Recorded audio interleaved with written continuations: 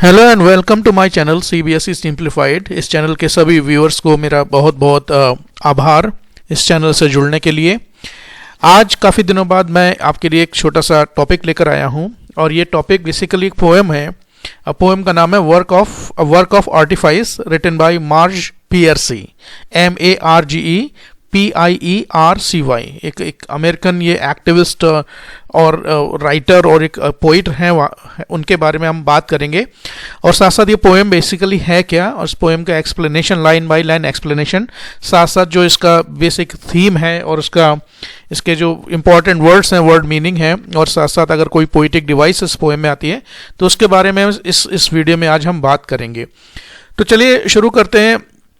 Poem का जैसे मैंने बोला कि टाइटल है work of artifice written by Marge Piercy. Marge Piercy basically, जैसा कि मैंने बोला, एक अमेरिकन राइटर हैं, एक अमेरिकन पोएट हैं। She was born in 1936 in Detroit Michigan. Detroit Michigan नाम में 1936 में इनका जन्म हुआ था और प्रेजेंट टाइम में अभी भी she still living with her husband. ये अमेरिका में अभी भी रहती हैं। तो पहले तो हम बात करते हैं कि पोएम बेसिकली है क्या। अब देखिए, मैं ये जो थोड़ा सा इसका बैकग्राउंड भी समझ लेते हैं। ये जो पोएम है, इसका पोएम का जो सही एक्चुअल देखा जाए, जो प्रोनाउंसिएशन है, वो पोएम है। आज के जो करंट जो ये मॉडर्न इंग्लिश में उसको पोएम बोला जाता है, लेकिन हम नॉर्मली पोएम ही प्रोनाउंस करते हैं बहुत सारे बच्चे। चलिए, वो एक दूसरा मैटर है। तो बात करते हैं, ये जो पोएम है, ये आईसीएसई बोर्ड का क्लास 9 का जो इंग्लिश लिटरेचर का बुक है, ट्रेजर चेस्ट, उस ट्रेजर चेस्ट में जो 9th क्लास के लिए पोएम प्रिस्क्राइब की है, उसका ये पहला ही पोएम है। और पोएम का नाम है वर्क ऑफ आर्टिफाइस। ये वर्क ऑफ आर्टिफाइस है क्या, इसके बारे में हम बात करेंगे। चलिए पहले शुरू करते हैं। देखिए है क्या बेसिकली पोएम। ये पोएम है, और इससे पहले मतलब समझते हैं कि इस टाइटल का मतलब है क्या। Basically work of artifice, artifice का मतलब होता है ट्रिकरी। ट्रिकरी का मतलब चालाकी या होशियारी। तो देखा जाए बेसिकली एक सिंबॉलिक पोएम है, और ये इसमें एक बोनसाई ट्री के बारे में बात की गई है। तो बेसिकली इस पोएम को हम दो तरीके से समझने की कोशिश करेंगे। पहला तो एक तो सुपरफिशियल लेवल है, यानी कि लिटरल लेवल है, यानी वर्ड फॉर वर्ड अगर हम इस पोएम को समझने की कोशिश करें। और फिर जो दूसरा उसका एक्चुअल मीनिंग है, यानी कि जिस थीम पर पोएम बेस्ड है, उसके बारे में भी हम बात करेंगे। तो ये पोएम में बेसिकली, जैसा कि मैंने बोला कि मार्ज पियर्सी जो है एक फेमिनिस्ट पोइट हैं, और इस पोएम में बेसिकली बोनसाई ट्री के बारे में बताया गया कि एक बोनसाई ट्री बेसिकली है क्या। पहले थोड़ा सा उसको समझ लेते हैं।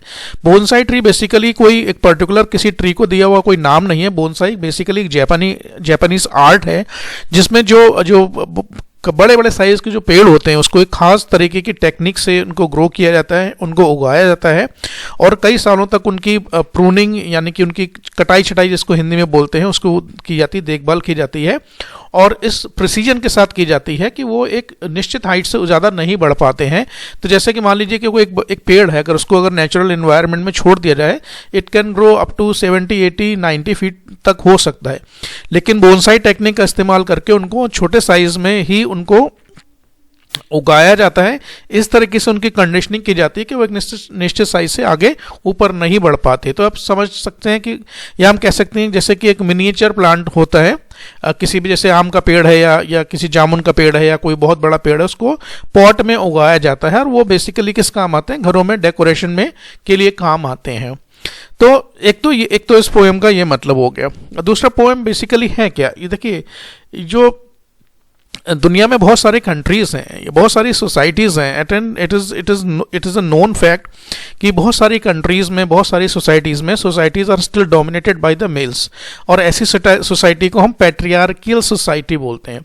और ऐसी पैट्रियार्कल सोसाइटी में जो वुमेन का कंडीशन है वो ये है, ऐसा है कि उनको आज भी सेकंड क्लास सिटीजन माना जाता है, यानी कि वो आज भी, उनके कहने को तो ऑन पेपर्स तो उनके इक्वल राइट्स हैं, उनको कॉन्स्टिट्यूशन ने सारे राइट्स दे रखे हैं, लेकिन ये तो सुपरफिशियल लेवल पर है। लेकिन एक्चुअल जो अगर हम बात करें, बहुत से सारी सोसाइटीज़ में अभी भी women are not equal to man. बहुत सारी चीज़ें ऐसी हैं जिनमें हम, जो महिलाएं वो पुरुषों की बराबरी कई मायनों में नहीं कर सकती। So in most cases, most of the societies are actually dominated by the males only, and all the rules are actually made by the males, and the females of the society, they are born and they are nurtured in this way that they have to follow the rules of the society। तो इस ये basically उस बारे में poem है। तो मैं line by line इसको पढ़ता जा रहा हूँ और पढ़ने के बाद मैं इसको आपको समझाता भी चलूंगा बेसिकली है क्या।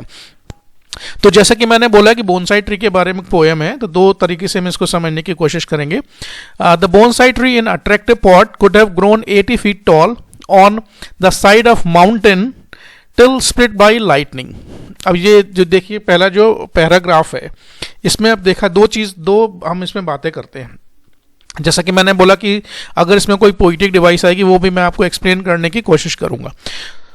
तीसरी चीज ये है क्या, बेसिकली जब इसको हम पढ़ते हैं, the bonsai tree in attractive pot could have grown 80 feet tall on the side of mountain till split by lightning. देखिए ये जो लाइन है पूरी 5 लाइन में डिवाइड है और इसमें कोई भी लाइन दूसरी लाइन से सेपरेट किसी कॉमा या किसी पंक्चुएशन मार्क से सेपरेट नहीं होती। एंड देन इसका मतलब ये है कि one line continues in the next line and the following line and the subsequent lines also. ये एक तरीके का पोइटिक डिवाइस है जो बहुत सारी क्लासेस में पढ़ाया जाता है। इस पोइटिक डिवाइस को बोलते हैं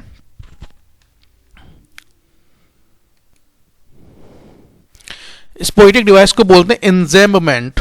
एन्जेम्बमेंट एक पोइटिक डिवाइस होती है जिसमें पोएम की कोई लाइन सबसेकेंड लाइन में कंटिन्यू रहती है without any kind of punctuation mark.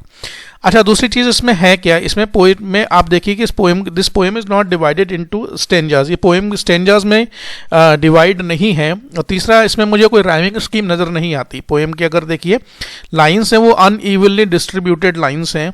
कोई लाइन में 3 वर्ड है, किसी में 4 हैं, किसी में ज़्यादा है, किसी में कम है, और कोई भी लाइन किसी दूसरी लाइन से राइम नहीं करती है।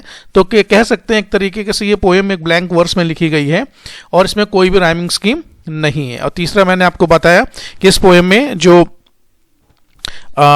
क्या कहते हैं पोएटिक डिवाइस जो मुझे नजर आती है वो एन्जेम्बमेंट है। तो चलिए अब शुरू करते हैं पोएम का। दोबारा से इसको पढ़ लेते हैं कि देखो पोएम में पोइट क्या बोल रहा है कि the bonsai tree they are grown in attractive pot. Bonsai tree जो है, जैसा कि मैंने बोला है कि ये बेसिकली एक सिंबल के रूप में यूज किया गया है। Bonsai tree is actually a symbol of the women in the society. WOMEN को जो सही से प्रोनाउंसिएशन होता है वो विमेन होता है। बहुत से बच्चे वीमेन बोलते हैं, वीमेन गलत प्रोनाउंसिएशन है, सही प्रोनाउंसिएशन वुमेन है। तो कह रहा है कि अगर देखिए किसी बोनसाई ट्री को अगर इसके नेचुरल एनवायरनमेंट में छोड़ दिया जाए, it could have grown up to 80 feet tall. ये इतना बड़ा हो सकता है कि अगर इसको माउंटेन में छोड़ दिया जाए फ्री नेचुरल एनवायरनमेंट में, तो ये इतना पेड़ बड़ा हो सकता है कि 80 feet तक जा सकता है। लेकिन जानबूझकर जो गार्डनर है इनकी, यानी कि जो बोनसाई ट्री की देखभाल करने वाला माली है, अब देखिए माली भी यहाँ पर कोई नहीं, माली भी एक सिंबल है। Gardener is actually a representative of a male of a society. तो देखा जाए तो दो तरीके से दो सिंबल इस पोएम में यूज किए गए। एक तो bonsai tree is a symbol of the female of the society, and इसमें भी एक वर्ड आएगा गार्डनर यानी कि माली। They actually represent the males of the society.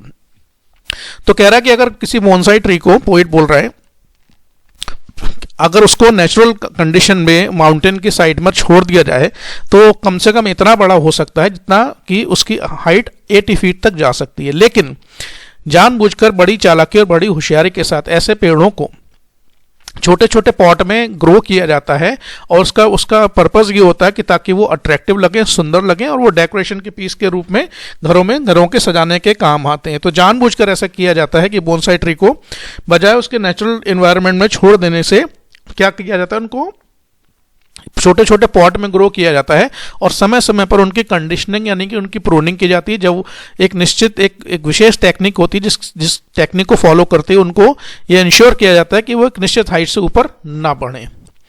तो आगे बोलती poet, but a gardener carefully pruned it. Prune का मतलब होता है कटाई छटाई, लेकिन जो गार्डनर है वो बेसिकली बड़ी चालाकी और बड़ी होशियारी के साथ, चूंकि वो अपने काम में पूरी तरह ट्रेंड है, तो वो इस तरह से कटाई और छटाई करता है कि पेड़ जीवित भी रहे और पेड़ जो है एक उसकी जो ग्रोथ है वो एक निश्चित हाइट से ऊपर ना जा पाए, ना उसकी लंबाई बढ़ पाए ना उसकी चौड़ाई बढ़ पाए। It is 9 inches high.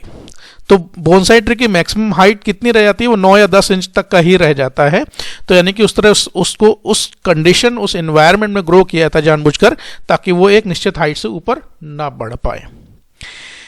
Every day as he whittles back the branches the garden croons. देखिए जब भी वो बोनसाई ट्री अपनी लेवल से ऊपर बढ़ने की कोशिश करता है तो क्या करता है जो माली है, वो माली बड़ी चालाकी और बड़ी होशियारी के साथ उसकी उसकी जो ब्रांचेस हैं, उसकी ब्रांचेस को विटल बैक का मतलब उसको काट छांट करना शुरू कर देता है, उसको साइज को रिड्यूस करना शुरू कर देता है।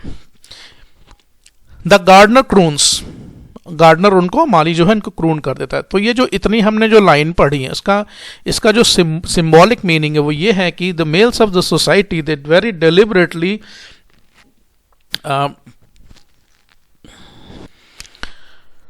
तो जो उसका जो जो जो मीनिंग बाहर निकल के आता है वो ये है कि जो सोसाइटी है, पेट्रियार्कल सोसाइटी है, which is dominated by male, they very deliberately condition a woman in such a way that they are not allowed to grow, they are not allowed to enjoy any kind of freedom, and every time they are made to feel that they have certain rules and certain restrictions in the society, and they are not allowed to follow their own wishes. तो उनको जानबूझकर ऐसे conditioning में रखा जाता है, ऐसे environment में रखा जाता है ताकि वो इंडिपेंडेंट थिंकर ना बन पाए और अपने जो कहते हैं कि हिंदी में एक वर्ड आता है कि भाई अपने लेवल से बाहर ना निकल पाए, उसी समाज के जो बनाए हुए नियम है उसमें अपने आप को ढालें, और उनको इस तरीके से ही शुरू से ही एजुकेट किया जाता है। अब ये लाइन आगे भी आती है, देखिए जैसे मैं बोल रहा हूँ, it is your nature to be small and cosy. तो ये गार्डनर उस बोनसाई ट्री को शायद ये इनडायरेक्टली समझाने की कोशिश करता है कि भाई आपको बोनसाई ट्री में ही कन्वर्ट होना है, तो ये तो भाई आपका नेचर है कि आप छोटे साइज में रहें और छोटा सा कंफर्टेबल अपनी पोजीशन में रहें, अपनी पोजीशन से बाहर ना जाएं। इसका जो दूसरा मीनिंग है वो ये है कि फीमेल्स जो है सोसाइटी की, उनको शुरू से इस तरह से एजुकेट किया जाता है कि उस तरह से कंडीशन किया जाता है, उनको ऐसा शायद समझाने की कोशिश की जाती है कि भाई अगर आप अपनी हद में रहेंगे, आप अपने रोल और अपनी जिम्मेदारियों को समझेंगे, अपनी चीज़ों को समझेंगे, तो वो आपके लिए एक तरीके से बेहतर होगा। ये तो आपका स्वभाव है। देखिए औरत का स्वभाव है कि वो पूरी तरीके से सप्रेस्ड रहे और पूरी तरीके से डोमेस्टिकेटेड रहे, यानी कि मेल्स के अंडर में रहे, मेल्स के हमेशा कंट्रोल में रहे, फिजिकली, मेंटली और स्पिरिचुअली हर तरीके से जो फीमेल है वो मेल के कंट्रोल में रहे। और उनको ये बात शुरू से एजुकेशन सिस्टम समझिए या सोसाइटी के नियम के रूप में समझिए, ये बात उनको शुरू से सिखाई और समझाई जाती है कि भाई ये तो आपका नेचर है। कैसा नेचर है? To be domestic and weak, कि आप घर के काम कीजिए, आप हाउस होल्ड चीज़ों को संभालिए, आपका जो मेन काम है वो आप कीजिए, घर संभालिए, घर में रहिए, और you have to remain submissive. आपको डोमिनेट करने की सोसाइटी में ज़रूरत नहीं है, क्योंकि society is already dominated by the males. And how lucky little tree to have a pot to grow in. अब वो उसको समझा रहा है मालिक कि अरे देखो तुम तो कितने खुशकिस्मत हो कि तुम तो एक छोटे से पॉट में तुमको मिला है, and you are protected from all the side, और मैं तुम्हारी देखभाल करने के लिए हमेशा हूँ, तो ये तो तुम्हारा बहुत अच्छा लक है। अब जैसा कि मैंने बताया, इसका दूसरा मीनिंग ये है कि फीमेल्स को ये शायद सिखाया जाता है कि भाई तो आपको तो बड़ा सौभाग्य है कि you are actually your all the needs of yours are being taken care by the males of the society. ठीक है, तो ये तो बड़ा ही अच्छा है कि आप बड़े प्रोटेक्टेड एनवायरनमेंट में रह रही हो। वो प्रोटेक्टेड एनवायरनमेंट है क्या कि फीमेल्स को हमेशा मेल्स के द्वारा प्रोटेक्ट किया जाता है, चाहे वो घर के अंदर हो, चाहे वो घर के बाहर हो, सोसाइटी में कहीं भी हो, they are always protected by the males from the all the sides. और इनको कहा जाता है अरे भैया तो आपका भी अब बड़ी खुशकिस्मती है आपकी कि आपको एक प्रोटेक्टेड एनवायरनमेंट में रहने को मिल रहा है और आपकी सारी सुख सुविधाओं का हम ध्यान रख रहे हैं, तो इसमें तो आपको खुश होना चाहिए, किसी तरह की इसमें कोई शर्म वाली बात तो नहीं है।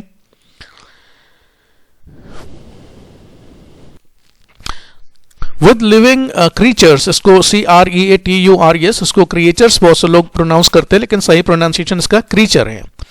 With living creatures one must begin very early to dwarf their growth, the bound feet, the crippled brain, the hair in curlers, the hands you love to touch। अब कह रहा है जो लिविंग क्रीचर हैं, यानी कि जो जीवित वस्तु हैं, यानी जो प्रकृति में जो जीवित चीज़ें हैं, और खासकर वो जीवित चीज़ें बेसिकली पोइट किसको रेफर कर रहा है? पोइट रेफर कर रहा है विमेन को।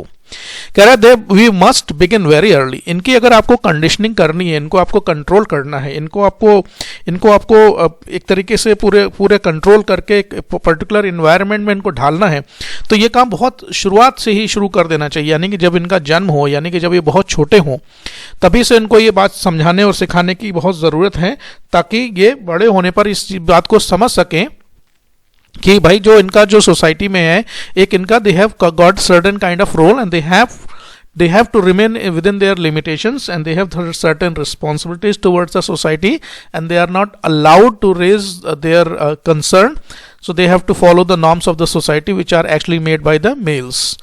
अब उनको इस शुरू से कंडीशनिंग की जाती है और कह रहा है कि अगर उनको आपको शुरू से कंट्रोल करना है, फिजिकली, मेंटली, स्पिरिचुअली, और जैसा कि मैंने बताया पूरी तरीके से कंट्रोल करना है, तो उनको ये शुरू से ही बहुत जल्द, बचपन से ही ये सब करने की बहुत ज़रूरत है। तो जैसा कि बोनसाई ट्री में भी अगर बोनसाई ट्री को आप शुरू से ही अपनी तरीके से उसको डालना शुरू कर देंगे तभी वो बोनसाई ट्री में कन्वर्ट होगा।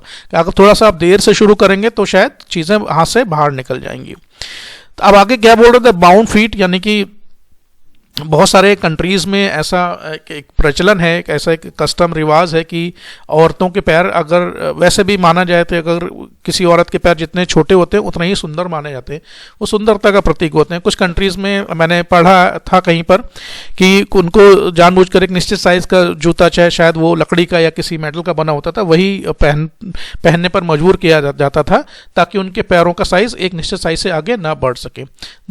अगला बोल रहा द क्रिपल्ड ब्रेन, यानी कि उनके ब्रेन को इस तरीके से ग्रो नहीं करने दिया जाता है, फिजिकल मेंटली उनको इतना फ्रीडम नहीं मिल पाती है ताकि वो अपने आप को एजुकेट कर सकें या इंडिपेंडेंट थिंकर बन सकें, या they enjoy the all kind of freedom, mental freedom को एंजॉय कर सकें। तो ऐसा उनको अलाउड नहीं किया जाता है। द हेयर एंड कर्लर्स, उनको ये सिखाया जाता है कि भाई curly hair are they look more attractive and more beautiful. उनको लड़कियों को शुरू से ये सिखाया जाता है कि भाई आपके जब बाल जितने इसको आप कर्ल करके रखेंगी या जितने इसको बांध कर रखेंगी उतने ही आप ज़्यादा अट्रैक्टिव और खूबसूरत लगेगी। And the hands you love to touch, और उनको ये शायद शुरू से सिखाया जाता है कि फीमेल का जो मेन कैरेक्टरिस्टिक है वो सुंदर होना है, सुंदर दिखना ही माना जाता है। तो उनको ये सिखाया जाता है कि भाई आप फीमेल हैं, आप लड़की हैं, तो आपको सुंदर बने रहना चाहिए। सुंदरता आपका सबसे बड़ा जो कहते हैं कि प्लस पॉइंट है, उसको आपको मेंटेन करना बहुत ज़रूरी है। तो बेसिकली मैंने बताया कि बेसिकली एक सिम्बॉलिक पोएम है। इसमें bonsai tree is actually a symbol of the females of the society, and society is actually dominated by the males, which we call the patriarchal society, and there are two, and the other one is the gardener is actually representative of male in the patriarchal society. Or this poem actually has got two different meanings. One is the literal meaning. If we read this poem line by line, a different meaning comes out altogether. But if we go deeper and try to understand the hidden meaning of this poem, then we understand this poem is all about the suppressed women of the society who are not allowed to enjoy the freedom and liberty, and they are grown and conditioned in such an environment that they realize that they are born on this planet and they have certain responsibilities towards their family, towards their husbands and parents and their sons and daughters, and they have certain roles, and they are made to feel that they are actually domesticated, and their growth is stunted or restricted by the harsh rules of the society. So this poem, like I said, the title of the poem is Work of Artifice, which the literal meaning of this line is a work of artifice means kind of a trick which is actually played on the females of the society, which sometimes they do not understand. So I tried to explain this poem line by line to you, and like I said, this poem is written in free verse, and the poet of this poem is Marge Piercy, which is and Marge Piercy was born in 1936, and she is still alive. She lives in Michigan, Detroit, and she was an American progressive activist and a writer also. And an important thing about this poet is she was the first member of her family to attend the college, and she also won a scholarship to attend the University of Michigan. So I tried to explain this to you. If you like this video, please share your thoughts and feedbacks and comments in the comment section of this video when I upload this. And thank you very much for being with me, and you have a nice day.